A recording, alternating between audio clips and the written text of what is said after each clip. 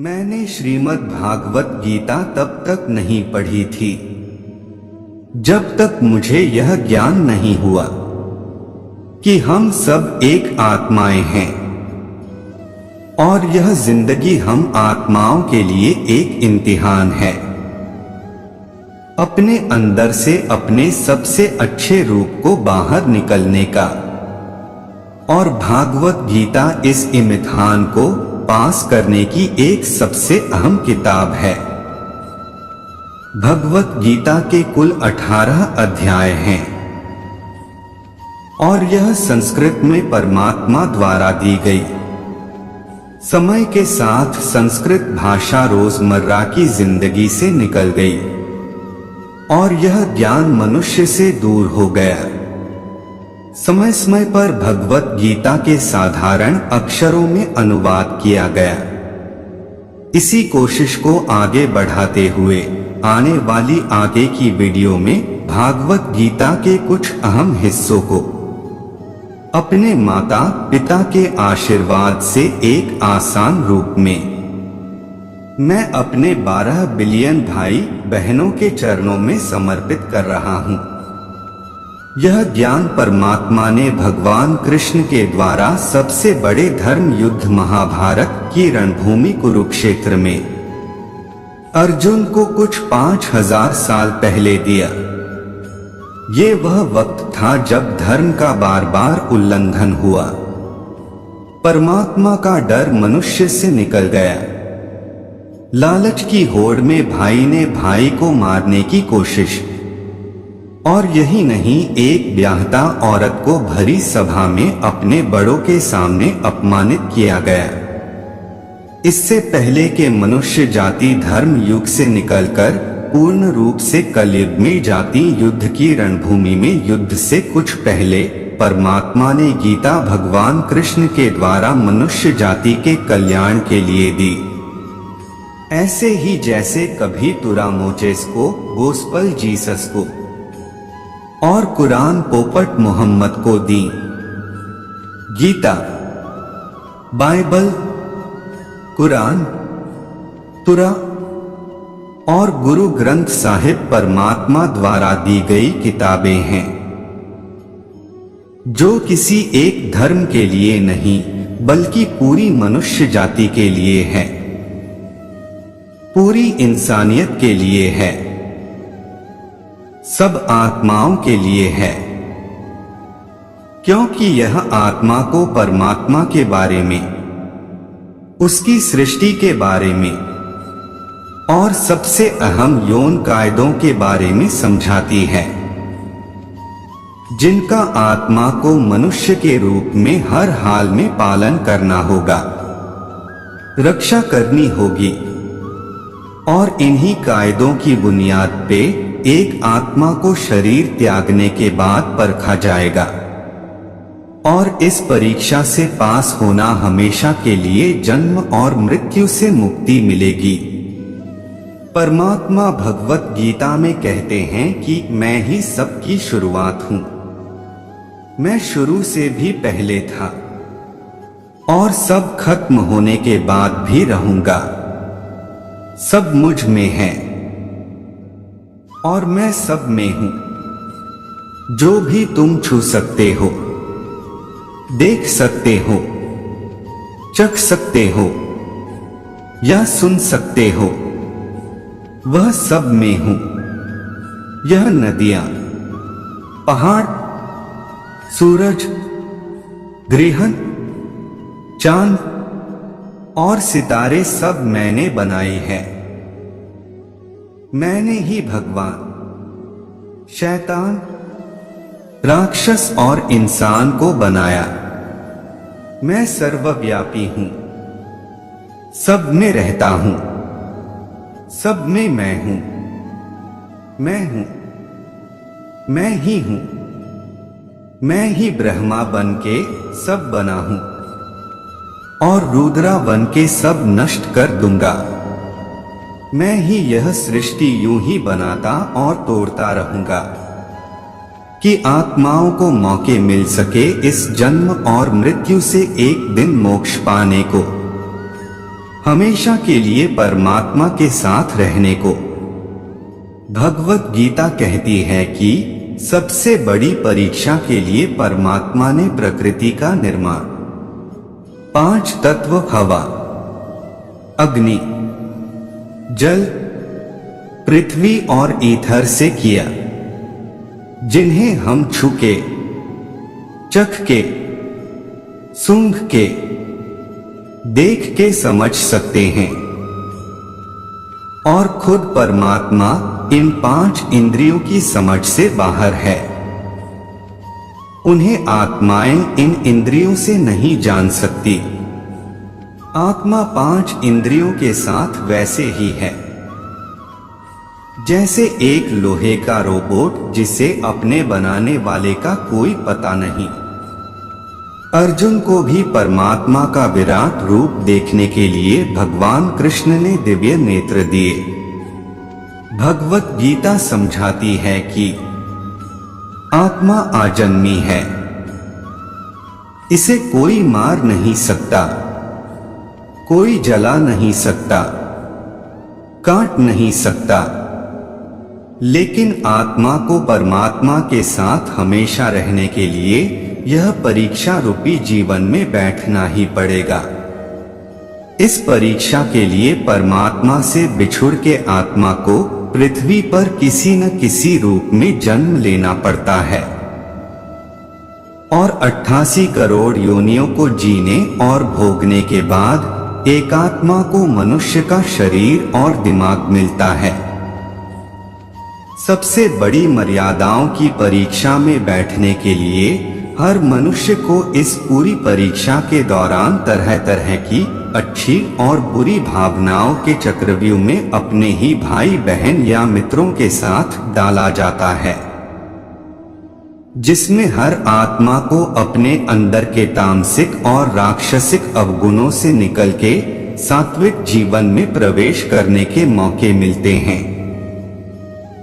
हमारे तामसिक गुरु वह है जो हमारे अंदर हीन भावना पैदा करके हमें खुद को उदास और नुकसान पहुंचाते हैं, और हमारे राक्षसिक गुण हमें ईर्ष्यालु और लोभी बना के दूसरों के प्रति नुकसान पहुंचा सकते हैं। इस परीक्षा के दौरान हर आत्मा को तामसिक और राक्षसिक गुणों को खत्म करके अपने सात्विक गुणों से परिचित होना पड़ेगा। सात्विक गुण वो है जो आत्मा को अपने आसपास हर चीजों से जोड़े और उन्हें प्यार करना सिखाते हैं। परीक्षा के दौरान हर आत्मा को जीवन के 4 धाम धर्म, अर्थ, काम और मोक्ष का ज्ञान पाके ही मोक्ष मिलती है। यही वह द्वार है जिन्हें समझ के ही आत्मा परमात्मा को समझ सकती है। पहला द्वार धर्म का है और शेर इसका प्रतीक है। धर्म वही है जो गीता में लिखा हुआ है, वेदों में लिखा हुआ है, गुरु ग्रंथ साहिब, बाइबल या कुरान में लिखा हुआ है। धर्म वही है जो धारण किया हुआ है। जैसे आपका दिल मानता है, जैसे झूठ नहीं बोलना, चोरी नहीं करना, भगवान का निरादर नहीं करना, दूसरों को नुकसान नहीं देना, यही सब धर्म है। और हर आत्मा को अपने जीवन काल में हर समय धर्म पालन करना होगा और उसकी रक्षा करनी होगी। दूसरा द्वार अर्थ का है और घोड़ा इसका प्रतीक है। हर आत्मा अपने हर जीवन काल में अपने पृथ्वी पर होने का अर्थ या मूल कारण समझे। इस जिंदगी में भोगने वाली चीजें और रिश्तों का आनंद लेगी। अच्छा बेटा या अच्छी बेटी, अच्छा भाई या अच्छी बहन, अच्छा पति या अच्छी पत्नी, बनके हर दुनियावी रिश्ते पर खड़ी उतरेगी और इस परीक्षा को पास करेगी। तीसरा द्वारा काम का है। भगवत गीता समझाती है कि हर मनुष्य के अंदर काम, क्रोध, अहंकार और ईर्ष्या जैसी क्षीण भावनाएं हमें अपनी और दूसरों के प्रति नुकसान पहुंचा सकती है। इन भावनाओं को हर मनुष्य को हमेशा अपने नियंत्रण में रखना होगा। एक आत्मा संतोष और सादगी से इन भावनाओं पर हमेशा के लिए विजय पा सकती है। चौथा स्तंभ मोक्ष का है और हाथी इसका प्रतीक है। परीक्षा रूपी जीवन में हर मनुष्य हर समय कुछ इच्छाएं रखता है। कुछ इच्छाएं एक ही जन्म काल में पूरी हो जाती हैं, पर कुछ अधूरी रह जाती हैं और उनके पूरा होने के लिए आत्मा को वापस पृथ्वी पर आना पड़ता है। भगवत गीता समझाती है कि हमारी इच्छाएं ही मूल कारण है हमारे पृथ्वी पर वापस आने का, और अगर हम कोई भी इच्छा ना रखें तो हम जीवन और मृत्यु से मुक्त हो सकते हैं। यह द्वार पापी का भी है जिन्होंने आपके साथ बुरा किया, उनको माफ करके और जिसका आपने बुरा किया उनसे माफी मांग के मुक्ति पाई जा सकती है।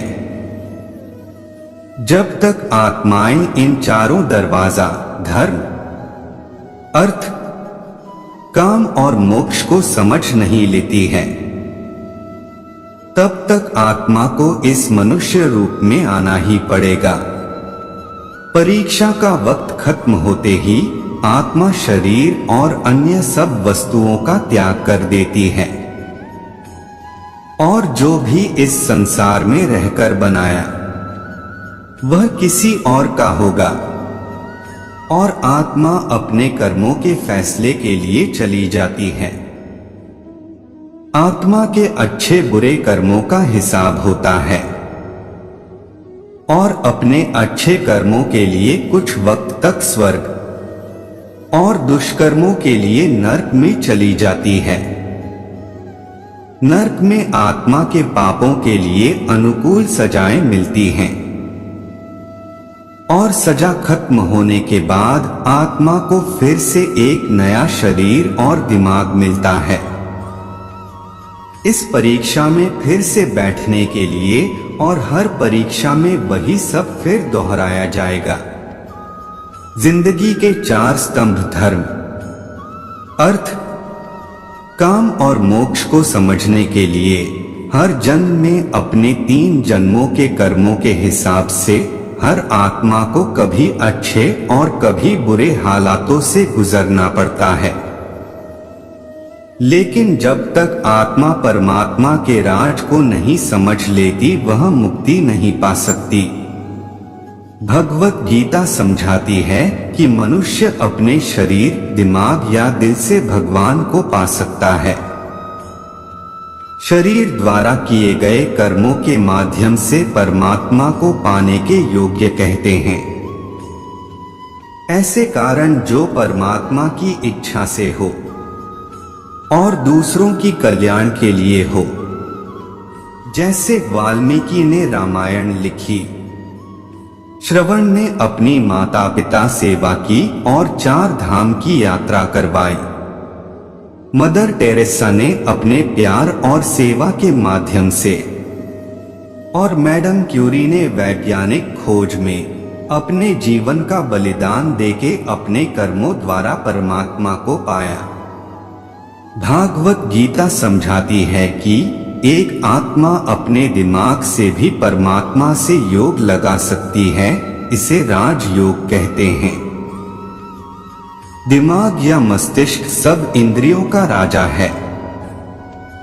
एक मनुष्य अपनी आस्था, सांस प्रणाली, आसन, अभ्यास, साधना और तपस्या से परमात्मा को इस योग के रास्ते का लेता है।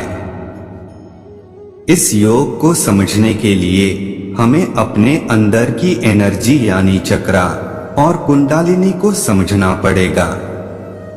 आत्मा मस्तिष्क से मेडिटेशन या ध्यान लगाकर परमात्मा के साथ योग लगा सकती है। शंकराचार्य, स्वामी परमोहंसर, स्वामी विवेकानंद और उनके जैसे कई योगी इस योग के रास्ते परमात्मा के साथ संधि लगा पाए। परमात्मा भगवत गीता में कहते हैं कि अगर किसी आत्मा को धर्म ना भी समझ आए, योग ना भी समझ आए, पर अगर वह मेरी शरण में आ जाए तो मैं उसके सारे पाप माफ कर देता हूं। परमात्मा को ऐसी दिल की गहराइयों से पुकार के पाने को भक्ति योग कहते हैं।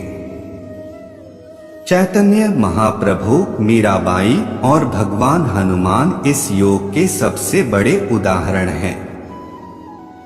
लेकिन कभी आत्मा अपने होने का मूल कारण भूल के धर्म का उल्लंघन करे या पाप के रास्ते पर निकल जाए तो उसे ठीक करने के लिए परमात्मा खुद किसी रूप में पृथ्वी पर जन्म लेते हैं।